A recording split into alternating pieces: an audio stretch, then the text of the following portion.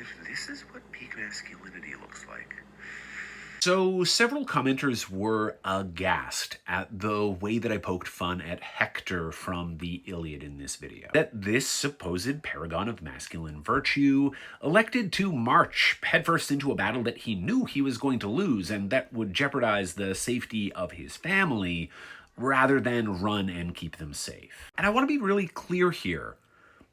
I am not alone in criticizing Hector for this. Richard Lattimore, the classicist who translated one of the most famous versions of this poem, notes that Hector is perhaps the most sympathetic of the characters, the most likable of the heroes in the Iliad and the Odyssey. That does not mean that he is immune from criticism or that he is not fatally and tragically flawed, as are all of the heroes. Lattimore calls this weakness a fear of being thought a coward. In her much more recent translation of the Iliad, Emily Wilson makes a very similar sort of accusation, referring to Hector's flaw as the dread of shame, noting that this is also tied to his desire for glory. James Redfield also notes this fear of disgrace in Hector's character, although he contextualizes it within the sort of classical context, writing that the warrior's social obligation to Troy itself would have been thought of as an unambiguous good. Now, an interesting fun fact is that a lot of scholars have pointed out the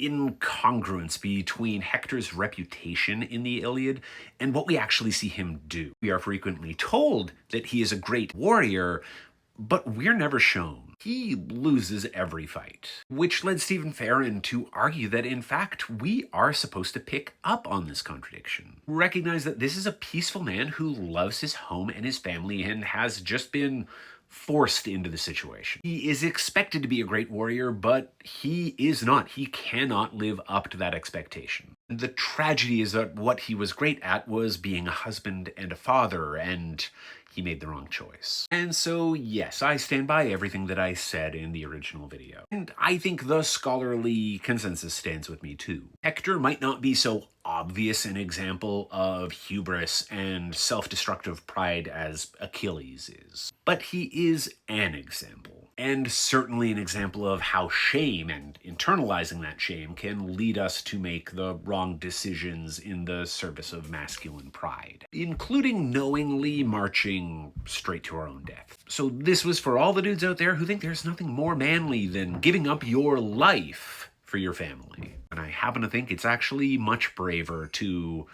live your life in shame for the sake of your family.